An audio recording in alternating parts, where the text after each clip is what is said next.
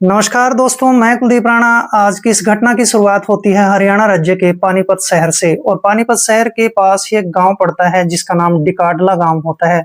और इसी डिकाडला गांव में रहने वाला बलिंद्र सिंह, जिसकी उम्र लगभग 26 साल के आसपास की होती है। बलिंद्र सिंह की एक छोटी बहन भी होती है जिसका नाम योगिता होता है। योगिता की उम्र लगभग 20 साल के आसपास की होती है। योगिता इस समय कॉलेज के अंदर बीए फाइनल ईयर में पढ़ाई करती है। योगिता हर रोज सुबह के 8 बजे के आसपास अपने कॉलेज में जाया करती थी, शाम के 4 बजे के आसपास अपने घर पर आ जाया करती थी। दूसरी तरफ बलिंदर के पास अपनी 16 एकड़ जमीन होती है और बलिंदर खेती बाड़ी का यानी किसानी का काम किया करता था। सब कुछ ठीक चल रहा होता है, घर में खुशहाली होती है, समृद्धि होती है। लेकिन जैसे ही कॉलेज के आखिरी दिन आते हैं तो योगिता अपने कॉलेज में एक दिन जाती है और कॉलेज में उसकी एक लड़की से मुलाकात होती है जिसका नाम आराधना होता है। आराधना जो कि उसकी कक्षा में ही पढ़ाई किया करती थी। जैसे उससे उसकी मुलाकात हो जाती है तो बातों बातों में दोस्ती भी हो जाती है और दोनों ही सहेलियां इस कॉलेज के अंदर एक जगह रहती थी, एक जगह खाती थी, एक जगह पढ़ाई किया करती थी। इस तरीके से दोनों के बीच इतनी गहरी दोस्ती हो जाती है कि ये दोनों एक दूसरे के घर पर आना जाना भी शुरू कर देती है। आखिरकार एक ऐसा वक्त आ जाता है जिसमें योगिता सुबह के 8 बजे के आसपास अपने घर से निकलती है, कॉलेज में पहुंच जाती है और कॉलेज के अंदर अपनी क्लासेज यानी कि अपनी पढ़ाई करना शुरू कर देती है। लेकिन 2 घंटे का वक्त गुजरने के बाद आराधना का एक भाई होता है जिसका नाम संजू होता है, वो इस कॉलेज में आता है। इसके बाद संजू अपनी बहन आराधना से मिलता है और कुछ देर तक बातचीत करता है। लगभग 15 से 20 मिनट का वक्त गुजर जाने के बाद आराधना अपनी सहेली योगिता को अपने पास बुला लेती है और इस तरह से ये तीनों मिल बैठकर बातचीत करने लगते हैं।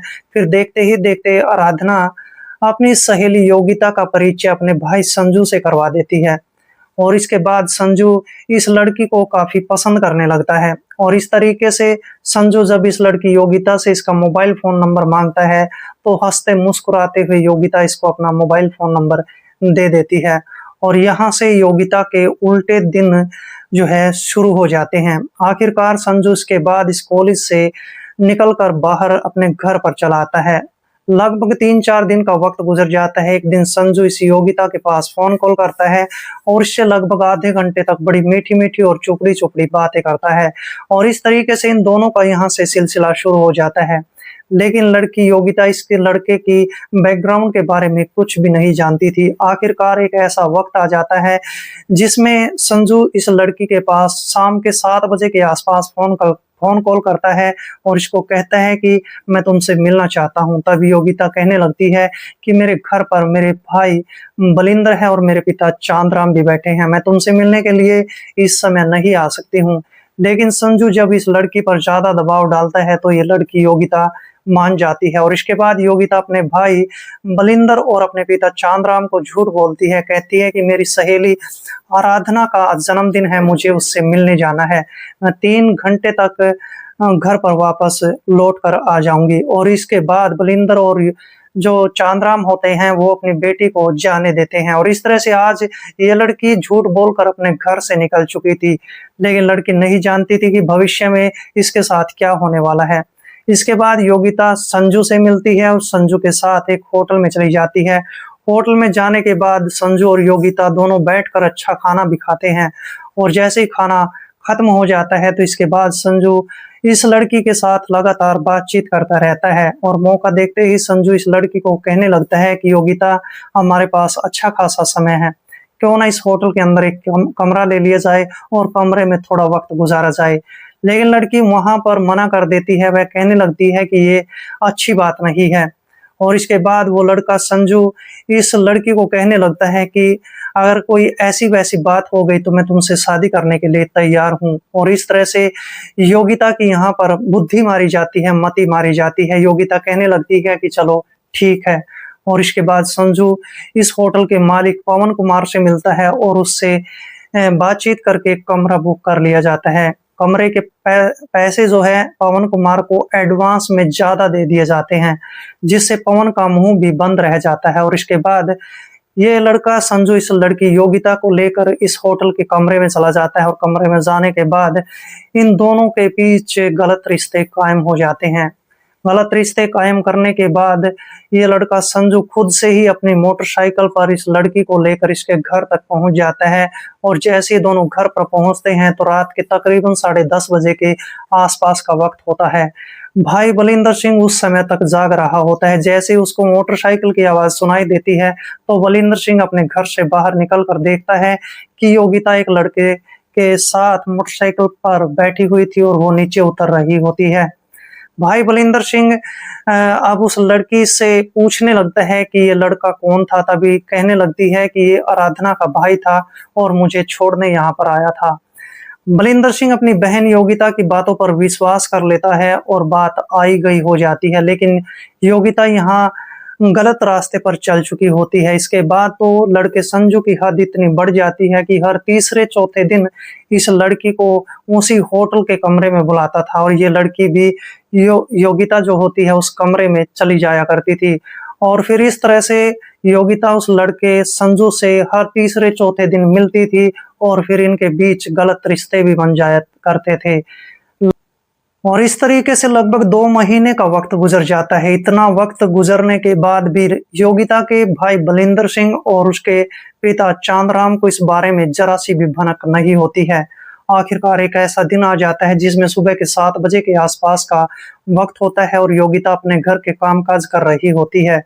जैसे वो कामकाज कर रही होती है तो उसकी तबीयत थोड़ी सी बिगड़ना शुरू हो जाती है और देखते ही देखते उसको उल्टियां लगना शुरू हो जाती है। जैसे ही उल्टियां इतनी ज्यादा लगती हैं कि रुकने का नाम नहीं लेती है तो फिर इसकी तबीयत और भी बिगड़ना शुरू हो जाती है। और इसके बाद ये लड़की अपने भाई बलिंदर को कहने लगती है कि आज मेरी तबीयत बहुत खराब है, मुझे किसी हॉस्पिटल में चले जाना चाहिए। और देखते ही देखते चांदराम और बलिंदर दोनों ही इस लड़की को हॉस्पिटल में लेकर चले जाते हैं, जहां पर एक महिला डॉक्टर इस लड़की का इलाज करना शुरू कर देती है। लेकिन इलाज के दौरान महिला डॉक्टर के सामने चौंकाने वाली बात सामने आ जाती है। महिला डॉक्टर देखती है कि लड़की पिछले 1-1.5 महीने की प्रेग्नेंट होती है। महिला डॉक्टर इस बात को कतई छुपाना नहीं चाहती थी और देखते ही देखते उसके भाई बलिंदर को कहने लगती है कि तुम्हारी बहन पिछले 1-1.5 महीने की गर्भवती है। भाई जैसे ही इन बातों को सुनता है तो उसके पैरों के नीचे से जमीन खिसक जाती है। बलिंदर सोचने पर मजबूर हो जाता है कि आखिरकार लड़की ने बहुत बड़ा गलत काम कर दिया है। और इसके बाद भाई बलिंदर अपनी बहन योगिता को कुछ दवाइयां दिलवाता है और इसके बाद ये तीनों ही घर पर आ जाते हैं। घर पर आने के बाद भाई बलिंदर बड़े प्यार से पुचकारता है, दुलारता है, अपनी बहन से पूछने लगता है कि ये काम तुम्हारे साथ किसने किया है। इसके बाद ये लड़की योगिता अपने भाई को सारी बातें बताने के लिए मजबूर हो जाती है। आखिरकार योगिता अपने भाई बलिंदर को कहने लगती है कि मेरी एक सहेली है जिसका नाम आराधना है और उसका भाई संजू है। मैं उससे काफी बेहद ज्यादा प्यार करती हूँ और वो लड़का भी मुझे प्यार करता है और मैं उसके बच्चे की माँ भी बनने वाली हूँ। जैसे ही भाई बलिंदर इन बातों को सुनता है तो वो हक्का बक्का रह जाता है, उसका मुंह खुला का खुला रह जाता है। चांदराम को अपनी बेटी पर काफी गुस्सा आने लगता है, भाई बलिंदर को भी बेहद गुस्सा आ जाता है, लेकिन दोनों धैर्य रखते हैं और फिर मौके की तलाश करना शुरू कर देते हैं। आखिरकार योगिता को ना मारा जाता है ना पीटा जाता है, उसके साथ दोनों प्यार से पेश आते हैं। लगभग 5 से 6 दिन का वक्त गुजर जाता है और देखते ही देखते योगिता का जन्मदिन भी नजदीक आ चुका होता है। 6 अगस्त 2025 के दिन योगिता का जन्मदिन होता है और इस जन्मदिन की आड़ में भाई बलिंदर और पिता चांदराम दोनों ही एक घटना को अंजाम देने वाले थे।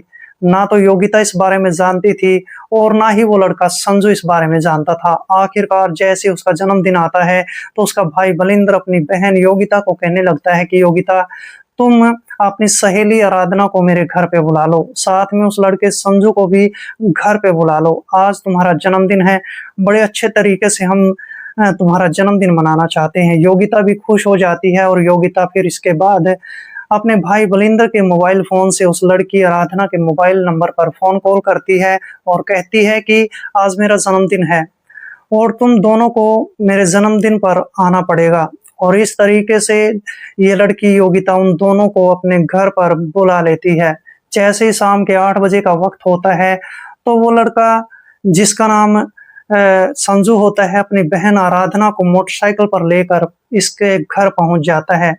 और जैसे ही दोनों घर के अंदर प्रवेश कर जाते हैं, तो फिर इसके बाद वो लड़का बलिंदर और साथ में चांदराम, ये दोनों ही इनके आने का इंतजार कर रहे होते हैं।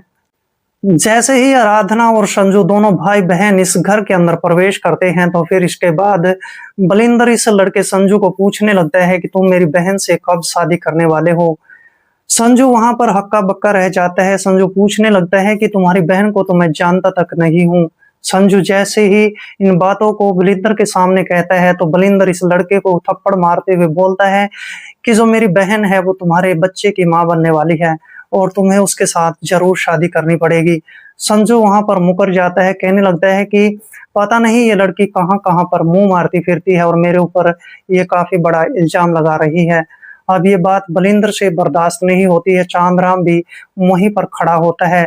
चांदराम देखते ही देखते अपने घर के अंदर से एक कुल्हाड़ी उठाकर लाता है और इसके बाद भाई बलिंदर एक घर के अंदर रखी हुई तलवार उठाकर लाता है और देखते ही देखते चांदराम इस लड़के के शरीर पर 2-3 बार कुल्हाड़ी के साथ कर देता है। तब तक वो लड़का जिसका नाम बलिंद्र होता है वो अपनी तलवार लेकर इसके पास पहुंच चुका होता है और देखते ही देखते बलिंद्र इसकी गर्दन वहीं पर काट देता है। जैसे ये काम हो जाता है, तो फिर चांदराम इसकी बहन आराधना के साथ भी वही काम करता है।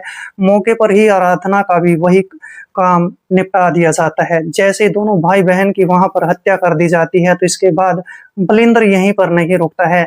वह अपनी बहन का भी वही अंजाम, वही हास्य कर देता है। और जैसे ये काम हो जाता है, तो फिर इसके बाद दोनों ही यानी कि पिता चांदराम भी और बेटा बलिंदर सिंह भी दोनों ही पुलिस स्टेशन की तरफ चल पड़ते हैं।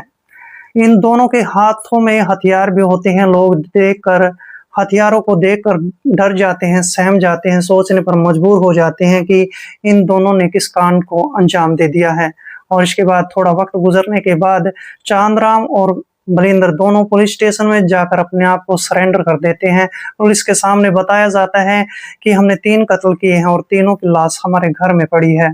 जैसे ही पूरी कहानी पुलिस के सामने बयां की जाती है, तो इसके बाद पुलिस घटना स्थल पर पहुंच जाती है। और घटना स्थल पर पहुंचने के बाद जब पुलिस 3 लाशों को देखती है, तो पुलिस के भी होश उड़ जाते हैं। पुलिस सोचने पर मजबूर हो जाती है कि इन दोनों बाप बेटों ने मिलकर तांडव रच दिया है, कांड कर दिया है। और इसके बाद पुलिस इन तीनों के शवों को बरामद करती है और फिर इसके बाद इन दोनों के ऊपर एक चार्जशीट दायर कर दी जाती है। चार्जशीट दायर करने के बाद इन दोनों को जेल के अंदर डाल दिया जाता है। ये बात भविष्य के गर्भ में छिपी है कि जज साहब आखिरकार इस चांदराम को और साथ में बलिंद्र को क्या सजा सुनाने वाले हैं। लेकिन इन दोनों ने इस बहुत बड़े हत्याकांड को अंजाम दे दिया था। दोस्तों, इस घटना को सुनाने का मेरा उद्देश्य किसी का दिल दुखाना नहीं था, बल्कि आपको सजग करना था, आपको सतर्क करना था। तो मिलते हैं किसी ऐसी घटना के साथ, तब तक के लिए दोस्तों जय हिंद, वंदे मातरम।